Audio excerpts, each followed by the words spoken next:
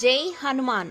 ఆంజనేయ స్వామికి పూజ చేయవలసిన ప్రత్యేక దినములు శనివారం, మంగళవారం, ఇంకా గురువారం.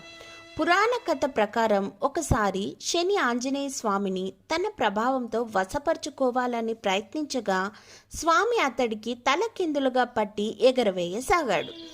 శని తన అపరాధాన్ని మన్నించమని వేడగా స్వామి తనను, తన భక్తులను ఎప్పుడూ పీడించనని శని మాట ఇచ్చిన తర్వాత వదిలిపెడతాను అన్నాడు. అందుకు శని ఒప్పుకున్నారు. అందుకే 7.5 ఏళ్ల శని దోషం ఉన్నవారు శనివారం ఆంజనేయ స్వామి ఉపాసన చేస్తే వారికి మంచి కలిగి శని దోషం తగ్గుతుంది. అతి బల పరాక్రమవంతుడైన శ్రీరాముని సేవలో గడపడానికే అధిక ప్రాధాన్యత ఇచ్చాడు.